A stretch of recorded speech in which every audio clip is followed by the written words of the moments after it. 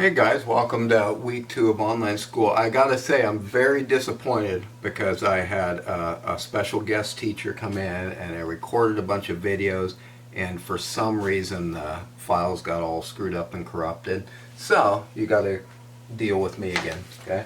Couple things before we get started the actual lesson. So you've probably heard by now that Governor Inslee has decided that we're not going back to school at all this year, which makes me super sad because I miss you guys and I want to see you. So that's the bad news, or maybe good news if you hate school. The good news, though, is that, well, sort of good news, is that we've decided to go with a pass-fail grade for the year. And we're also almost for sure, I don't want to say for sure in case we change our minds, but you're probably not going to have any tests for the rest of the year.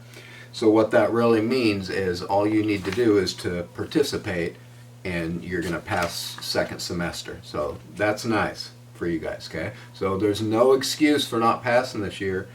Get in there, do the work. It's not that much work every week. You do a little bit of math every week, and then you don't have to repeat algebra next year, okay? So do the work and encourage your friends that are in class to do it too, okay? Because we all need to get it done so that we can all pass, because I don't want 60 kids in my Algebra 1 classes next year. Okay? Let's do some learning.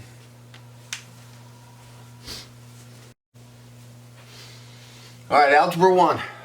Algebra 1, kids, we got two things we're going to learn today, okay? Our goal is we want to be able to solve a quadratic equation with a graph, or we want to be able to solve by factoring. You kind of already know how to do both of those things, so this first section of Chapter 9 is pretty easy, okay? Chapter 9 is all about solving quadratic equations, okay? When we say solving, what we really want to find is what numbers can you put in for x so that the answer will be 0, if that makes sense, okay? So there's different words for these things. We call them solutions. They're also sometimes called zeros, because when you substitute the number in for x, your answer will be 0. And another name for them is x-intercepts. And you already know what x-intercepts are. So that kind of takes us to the first way of solving these, is graphing, okay? When you're solving by graphing, there's 3 steps really.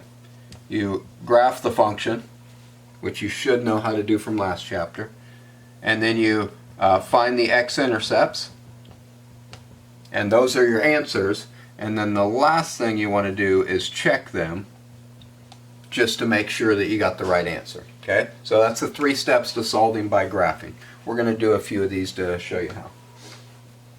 Okay? I'm going to draw a little parabola here real quick.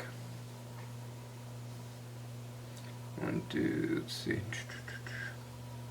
There we go. So there's my vertex right there. It's 1, 2, 3.5. 1, 2, 3, 4, 5, 6, 7, 8.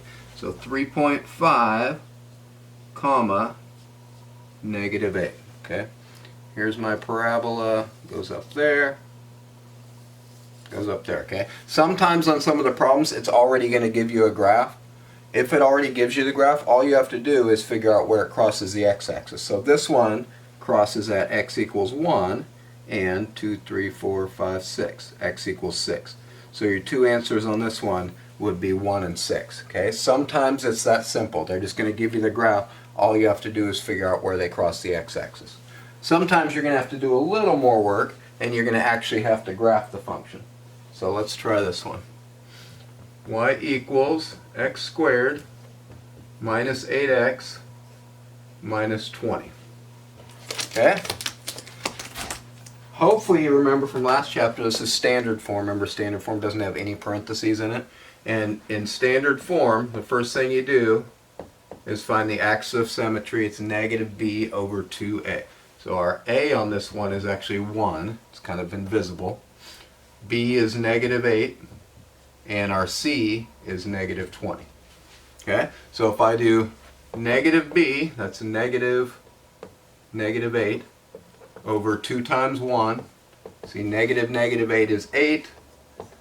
2 times 1 is 2. 8 divided by 2 is 4. That means my axis of symmetry is 4. There's a reason why I'm doing this graph on a separate sheet of paper. 1, 2, 3, 4, 5, 6, 7, 8, 9, 10. There's 4 right there.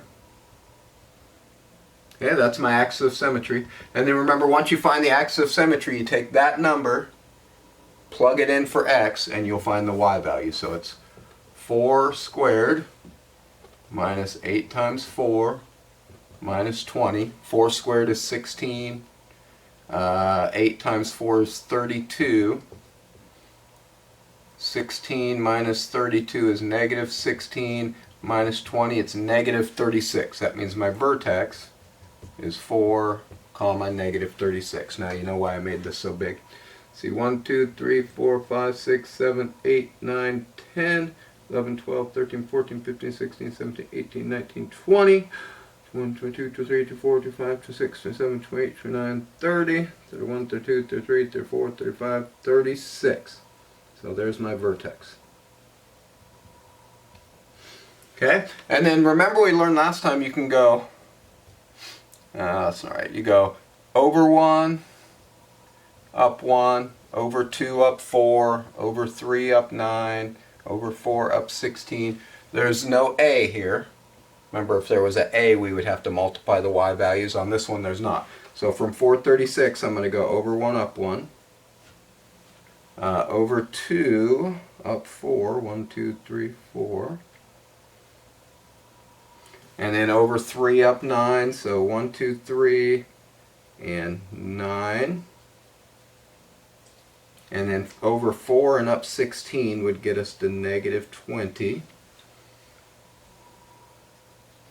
And then the next one, I didn't actually give you this one, but hopefully you can see the pattern here. We're just taking the x and squaring it. So those would be the next two. So over 5 and up 25 would be, let's see, 10, 25, right about there. And then the last one would be over 6 and up 36. So it's right there. And then 1, 2, 3, 4, 5, 6, right there. There's our parabola. Oops, I kind of missed there. But that one was kind of tricky to graph because our vertex was so low. But we got the graph drawn. Now all we have to do is find the x-intercepts. Well, it looks like it's negative 2 and 1, 2, 3, 4, 5, 6, 7, 8, 9, 10. Okay, so we drew the graph, we found the x-intercepts. Here's how you check them, and you can check the whole chapter. This is how you can check your answers. The only way to know for sure that you got it right is to check them. So I'm going to take these two numbers and replace the x's with them, and my answer should be 0. If it's not 0, that means I messed something up. So we'll do negative 2 squared minus 8 times negative 2 minus 20. Negative 2 squared, negative 2 times negative 2 is positive 4. Negative 8 times negative 2 is plus 16. 4 plus 16 is 20. Does 20 minus 20 equal 0? Yes, it does, so we know that one's right. Let's try 10. 10 squared minus 8 times 10 minus 20. Let's see, 10 times 10 is 100. Negative 8 times 10 is negative 80. 100 minus 80 is 20. Does 20 minus 20 equal 0? Yes, it does. So we know for sure that those two answers are correct.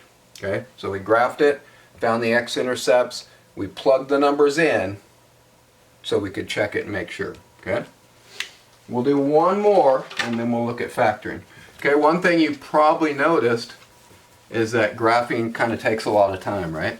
So that's one of the downsides, is if it's not already graphed for you, it takes a long time, and you have to be really careful that you draw your graph super accurately. If you don't draw it accurately, you're going to make a mistake. Okay? Last one. So we are going to do this one here. Where'd it go? 3 x minus 2 squared minus 5. Okay, you hopefully remember from chapter 8, this is vertex form, and our vertex is this number backwards, comma, that number. So we already know our vertex is 2, 1, 2, 3, 4, 5, negative 5. There's our vertex.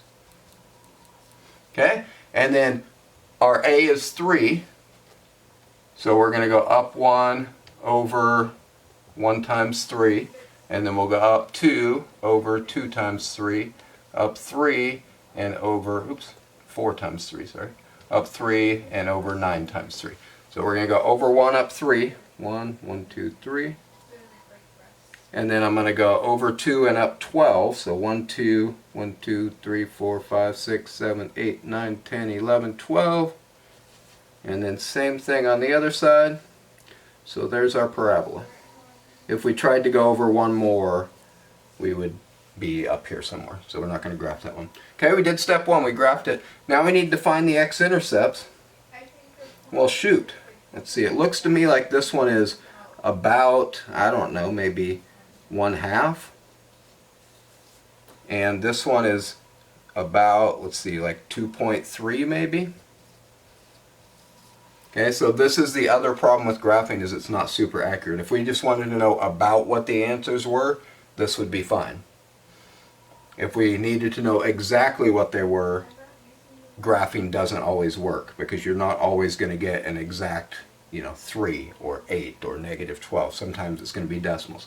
So this is the other downside to graphing, is that it doesn't always work out very well. You don't get super accurate answers. Okay, that's how you solve by graphing though. Graph it, find the x-intercepts, check your answers. If we tried to check these, I'll give you a little spoiler alert. You can type them in a calculator later if you want. Just replace that x with these numbers. You'd get close to 0, but it's not exactly 0 because these aren't the exact answers. Okay, let's look at factoring.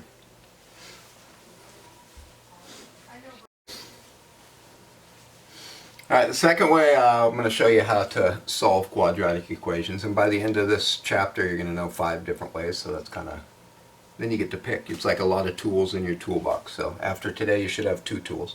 This one you already know how to do basically, we did it in chapter 7, but the steps are factor first. Actually there's kind of a step 0 would be make sure it's like this. Remember, you want to equal 0 on one side and everything else on the other side.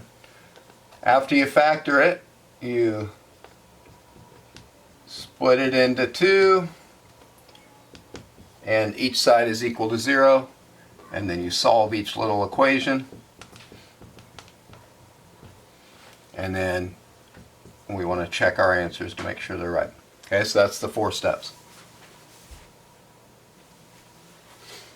You can't see step 0 on the camera, so this was step 0. Okay, it's make sure everything's on one side equals 0. Okay, these ones are already set up nicely. Sometimes when you get this, it's going to say like y equals or f of x equals, and then it's going to say solve. That's fine. Other times it might just have the equation and says equals 0. Either way, you're going to solve them the same way. Okay, so step 1 is factor. Remember, when we factor, we need to find 2 numbers that multiply to make -20 and add to make -8. And since we're multiplying to make a negative, we know it's going to be 1 plus and 1 minus.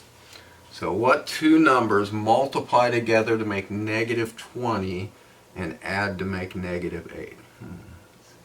Oh, I know. It's -10 and plus 2. Right? -10 times 2 is -20. -10 plus 2 is -8. So I'm going to factor this. It'll be x plus 2, x minus 10. Remember, it doesn't matter which order they're in as long as you have the right sign with each number. Okay, that's step 1. Then we're going to split it into 2 equations. So we got x plus 2 equals 0 and x minus 10 equals 0. Then we have to solve each little equation. So I get -2 and +10. Okay. Normally we would check this one. We actually don't have to check this one because this is the exact same problem that we graphed first, and I already checked those, so I know those ones are correct. Okay, you should check them though. Okay, that's all there is to it. Let's try this one.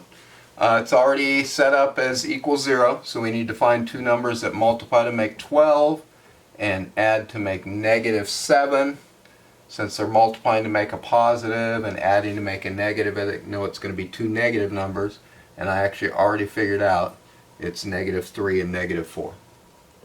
So we're going to factor it. Okay, then we split it in 2, set each part equal to 0. If I want to get rid of minus 3, I got to do plus 3 on each side. 0 plus 3 is 3. Same thing here, plus 4, plus 4. Okay, so those are our two answers. If you have a calculator, let's see, there's my calculator. You can check these pretty quick. I'm just going to type this equation in, but I'm going to replace the all the x's with the 3. So I got 3 squared minus 7 times 3 plus 12, and if we're right it should equal 0, which it does. Let me check the 4. 4 squared minus 7 times 4 plus 12 also equals 0. So I checked them, they're both right. Okay, let's try 3. Ooh, this one's trickier, huh? See, there's no, like, just x in there.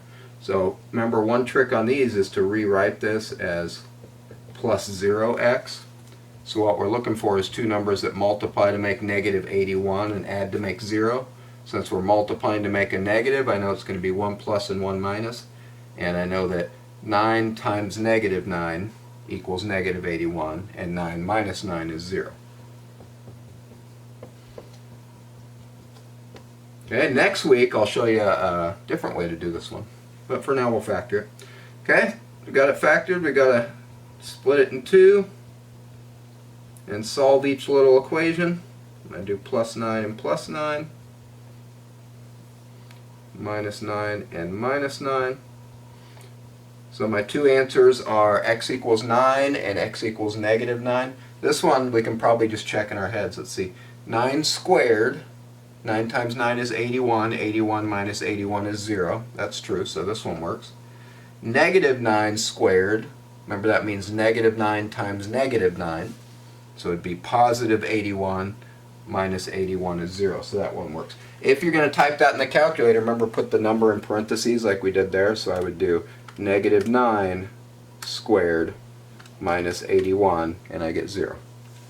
Okay, so you might get one like this where there's not like a plus 5x or something in the middle. Okay, not too bad. Last one. So let's see, it's set up correctly, so we need to find two numbers that multiply to make negative 13 and add to make 11. Since it's a negative, I know it's going to be 1 plus and 1 minus. So what two numbers multiply to make negative 13 and add to make 11?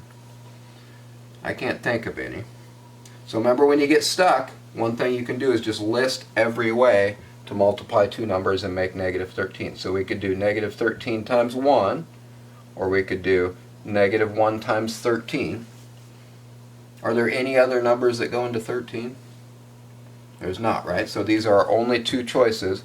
Do either one of these add up to 11? Well, if we add those, we would get plus 12. If we add those, we'd get minus 12. So this problem doesn't actually factor. Okay, that's the one problem with factoring, is that not everything factors. So we're going to have to learn another way to solve that, which we'll do later on in chapter 9. Okay, so the nice thing about factoring, especially if you're good at factoring, it can be really, really quick and pretty easy. The one downside to factoring is that not everything factors. Okay, or they're really hard to factor, a lot of them. Okay, so that's the one downside to factoring. Okay, so our two goals for today were solved by graphing, which isn't too bad. You graph it, find the x-intercepts, plug the numbers in to check, and then solving by factoring, which you've already done in chapter 7, so this is kind of a review. Okay, I will post on the Google Classroom a bunch of practice problems for you. You can work on those. If you finish those and you need more, email me, and it's easy for me to find more problems. Okay, but this should be mostly review, so I don't think you'll need that much practice. Remember, if you need help, my Zoom classroom times are Tuesday and Thursday from 10 to 11, and then Friday evenings from 8 to 9. I only saw a couple of you last week. I would love to see more of you, because otherwise I just sit in my bedroom and be bored. Okay. Make sure you're actually doing it. When you get done, you don't need to email me this time and say, hey, I'm ready for the comprehension check. Okay? It's going to be a Google form this time. So when you're ready, I will have the link in there and you can go do it on your own. The problem is you only get one shot at it, so make sure you know what you're doing before you go do the little comprehension check, okay? It'll make it a lot easier for me and probably for you guys also. So, okay, that's it for this week. Make sure you get your work done. Text all your friends, make sure they get their work done too. And hopefully I'll see some of you Tuesday in my little Zoom chat. Feel free to stop by and just say hi. Okay? Bye.